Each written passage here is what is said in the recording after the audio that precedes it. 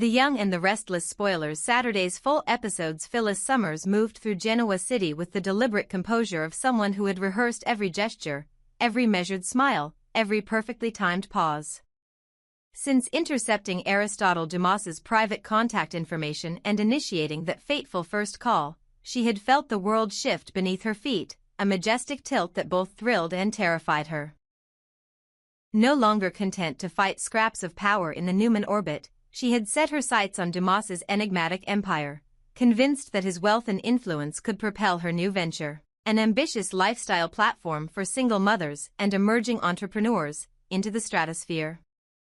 Yet beneath her confident assertions to Nick and her own frantic hope for Dumas's sponsorship, a deeper drama was unfolding. She had bargained with a predator who understood her loneliness better than she understood herself. Nick Newman, seated opposite Phyllis in that softly lit bistro, had seen more of her resilience than anyone. He had funded her grand Phoenix dreams, sheltered her from the harshest storms of public scandal, and stood by her through every twist of Newman family intrigue. When Phyllis insisted she was fine and mapped out her plan to secure Dumas's backing, Nick's brow creased in disbelief. He reminded her gently but persistently that he was the man she could trust, that he had poured millions into their shared aspirations and would never exploit her vulnerability. But Phyllis, ever wary of entangling her friendships with financial ties, confessed that she dreaded what another moneyed favor might cost them emotionally. She felt adrift, cut loose from her son's affections now that he recoiled at any mention of her ambitions, and desperate for a demonstration that she could still build something real, something that might draw her son back into her life. Nick's solution, proffered with a tender caution, was to seize the night air, to leave the constricting confines of the city and breathe under open skies. He led her through winding streets to a park where the hush of grass and the whisper of leaves offered a kind of sanctuary.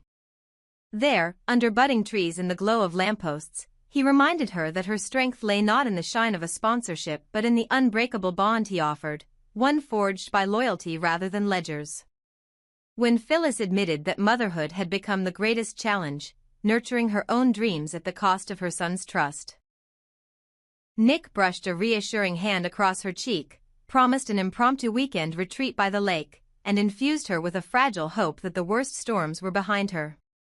Yet even as she leaned into Nick's embrace, caution alarms rang in Phyllis's mind. Dumas's texts had grown more frequent, more affectionate, his words weaving around her like silk threads that promised safety even as they strangled her defenses. She had drafted her sponsorship proposal, polished every figure, every projection, convinced that presenting a united front alongside Victoria and Nicky Newman, women whose influence in the family trenches was as formidable as any fortune, would lend her plan unassailable momentum. Victoria, ever the strategist, had agreed to lend her name and network. Nicky, whose own journey from bar waitress to corporate matriarch mirrored Phyllis's spirit of reinvention, had vowed moral support and introductions to key investors. And behind the scenes, Holden Novak was orchestrating a diversion, a theatrical ruse designed to distract Audra Charles, whose partnership with Phyllis's son threatened to siphon away crucial attention and resources. All of this, Phyllis believed, would culminate in a triumphant funding announcement. Her ticket not just to financial security but to the redemption of her wounded heart. Meanwhile, on the windswept acreage of the Abbott family farm, a parallel reckoning was taking shape. Claire Newman, driven nearly to obsession by her quest to win Victor Newman's approval and secure her place in the dynasty, had delayed every personal milestone in service of her grandfather's favor.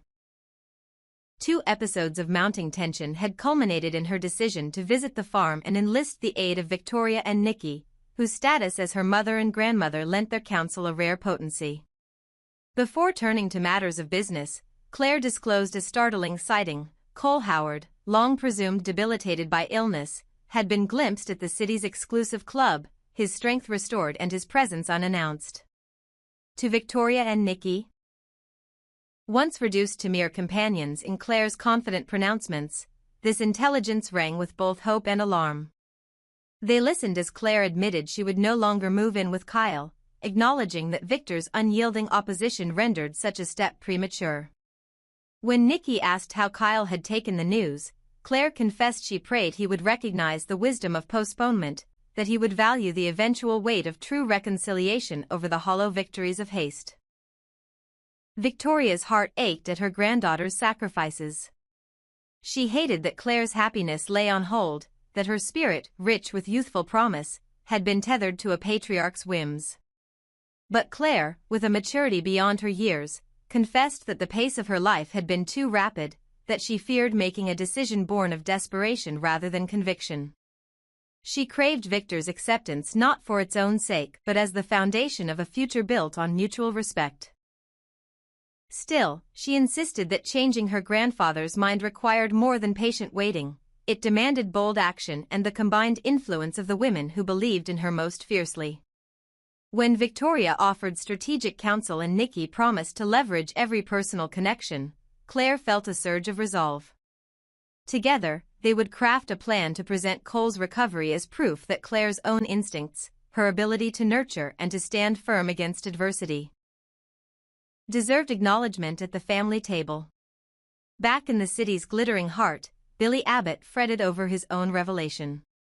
He had watched in hidden dread as Phyllis and a stranger, one whose precise manner and polished veneer screamed of calculated design, embraced beneath the cafe's golden lamp. Every instinct told him this stranger was Aristotle Dumas, the puppeteer whose reputation for seduction and ruin preceded him like a shadow. Yet Phyllis, caught in a flush of new affection, remained oblivious to the predator she had summoned. Torn between loyalty to Phyllis and the cold demands of Newman family politics, Billy struggled to decide whether to report his suspicions to Victor. He knew such a confession might win him favor in Victor's unforgiving gaze, but it would also betray Phyllis's trust at her most vulnerable moment. He followed her silhouette as she left the cafe, watched the way her shoulders relaxed only to stiffen with shadows of anxiety, and vowed that he would uncover the truth of her admirer's identity before the trap snapped shut. As night deepened over Genoa City, two women prepared to face the consequences of their choices. Phyllis Summers, buoyed by promises of sponsorship, familial support, and a theatrical distraction courtesy of Holden Novak, stood at the threshold of a reckoning that would reveal whether her gamble had been the bold stroke of a visionary or the fatal misstep of a broken heart. Claire Newman, armed with the solidarity of Victoria and Nicky, proof of Cole Howard's restoration, and a carefully measured postponement that balanced passion with prudence, poised herself to reshape her destiny in defiance of her grandfather's iron will. All the while, Batman shadows of doubt and betrayal gathered in the alleys and boardrooms, waiting for the perfect moment to strike.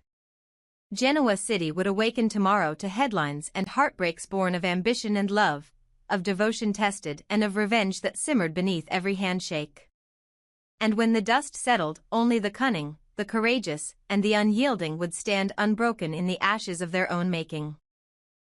Phyllis Summers moved through the corridors of Newman Enterprises with the careful composure of someone who had rehearsed every gesture, every measured smile, every perfectly timed pause. Since intercepting Aristotle Dumas's private contact information and daring to dial his number late one sleepless night, she had felt the world shift beneath her feet, a majestic tilt that both thrilled and terrified her. Now, on the eve of her most audacious gambit yet, she found herself standing in the shadowed atrium of the Grand Phoenix, her reflection fractured across the polished marble floor. She had drafted a sponsorship proposal for a cutting-edge lifestyle platform designed to uplift single mothers and small entrepreneurs, a passion project she had conceived in moments of inspired desperation. She believed that with Dumas's endorsement and deep pockets, the venture could not only transform her life and reputation but also create a meaningful legacy for her son. Yet beneath her confident assertions lay a tremor of dread. She was negotiating with a predator whose reputation for seduction and ruin was whispered about in boardrooms and private clubs alike. Nick Newman sat across from her in a softly lit bistro, the afternoon sun casting long beams across his weary features. He leaned forward, tension coiling in his jaw. "Why Dumas?" he asked, voice steady but edged with concern. "Why not me?" Phyllis met his gaze, the steel in her eyes barely masked by the flutter of her lashes.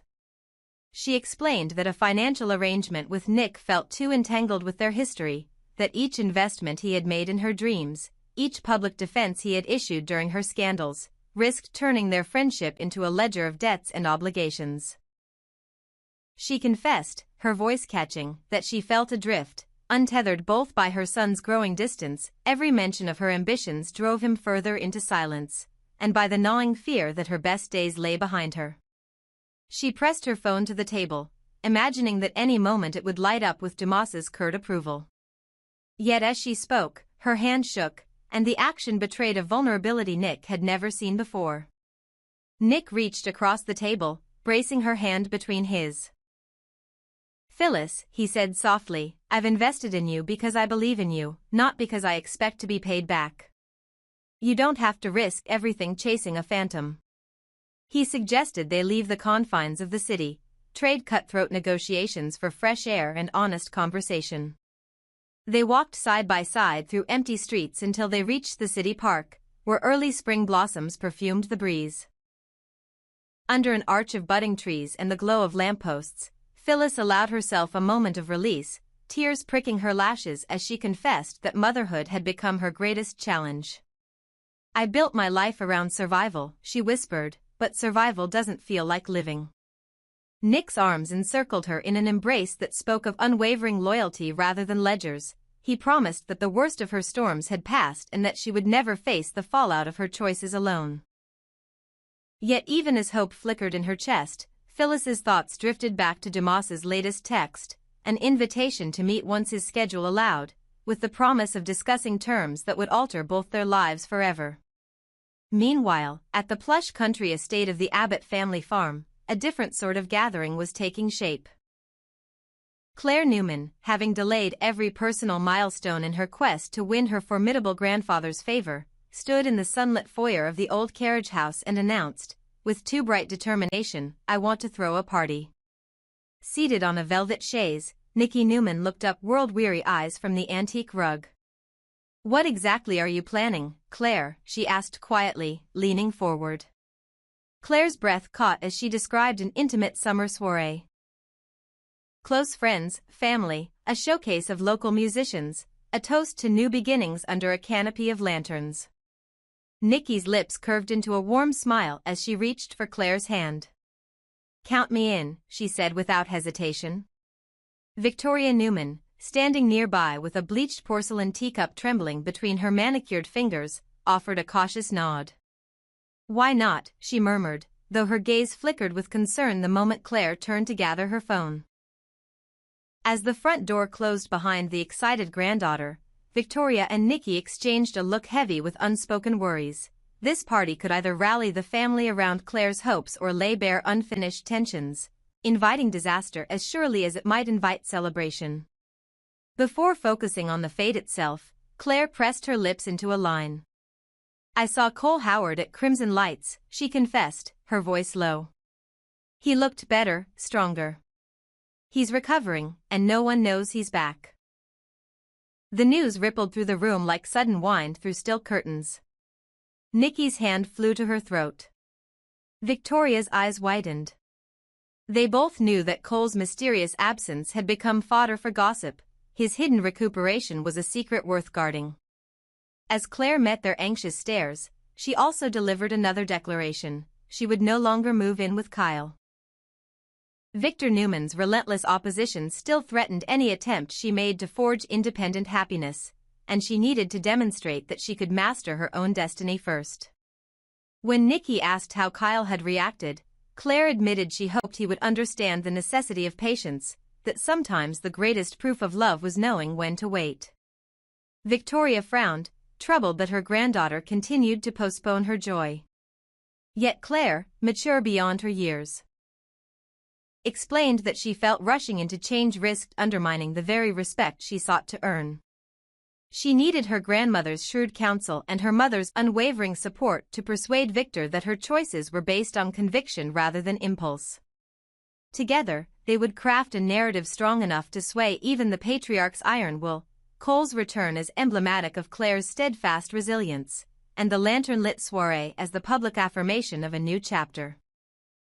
Back in the city's gleaming heart, Kyle Abbott made his way to Crimson Lights, the cafe-gallery fusion that had become the unofficial incubator for Genoa City's creative entrepreneurs. He found Audra Charles waiting in a shadowed corner, her profile outlined by the soft radiance of Edison bulbs overhead. She wore a sleek blazer that hinted at both authority and allure, and when Kyle approached, she lifted her chin with an inscrutable smile. "Nothing you tell me about your new company will worry me," Kyle began, sliding into the seat opposite her. His tone was polite but guarded. He had heard the rumors that Audra's venture threatened to undermine Jabot's foothold in the burgeoning clean beauty market. Audra leaned forward, her gaze steady. "I can compete with Jabot," she replied, voice smooth like honey over leather. "I have a woman's sensibility your father and grandfather never possessed." Kyle arched an eyebrow. "You forget that Jabot already has a female CEO, my mother," he said, naming Victoria. "Not to mention Aunt Ashley, a legend in this industry." Audra's lips curved into a knowing half-smile. "She may be legendary," she allowed, "but she's not me. I know what it takes to make a woman feel powerful, to command attention at every launch." She paused, letting the weight of her words settle before continuing. "And I have a secret weapon, something that no one suspects and everyone wants." Kyle's interest sharpened. Corporate warfare had always fascinated him, and he prided himself on seeing around corners. Audra's eyes glittered. "Be careful," she warned, "because by the time I unveil my plan, you won't even see it coming." Unbeknownst to them, Holden Novak had slipped into the cafe under the guise of a routine meeting with local art patrons. He lingered near the espresso bar, ears attuned to every syllable. When Kyle rose to leave, Holden moved closer to Audra's table, curiosity overriding discretion. He cleared his throat softly, drawing Audra's attention. "What's going on with that guy you were just talking to?" he asked, arms crossed. Audra regarded him coolly for a moment, then allowed her gaze to sharpen. "I know what chemistry looks like," she said, her voice a velvet dagger. "You and he certainly had it." Holden's lips quirked into a half-smile. "So there is more between you two?" Audra straightened her blazer and leaned back, her expression unreadable. "Nothing," she insisted, though her fingers lingered on the table as if composing a clandestine message. "Now step back." Holden hesitated, studying her face. "I'll leave you alone if you tell me who he was." Audra paused, then spoke the name as though it were the crown jewel of a reveal, Kyle Abbott. At that, Holden's eyes widened imperceptibly, and Audra permitted herself a triumphant tilt of the chin. "Now you know," she said softly, gathering her portfolio. "And you may want to choose your alliances wisely." With that, she rose, slipping out of crimson lights into the fading glow of early evening, leaving Holden to ponder the magnitude of her declaration and the impending clash that would reshape Genoa City's power dynamics. As twilight deepened and city lights flickered on, three parallel dramas reached their crescendo. Phyllis Summers, buoyed by Dumas's unspoken promises and bolstered by Nick's steadfast support, prepared to present her proposal alongside the tacit endorsements of Victoria and Nikki, women whose own journeys from hardship to influence mirrored her aspirations.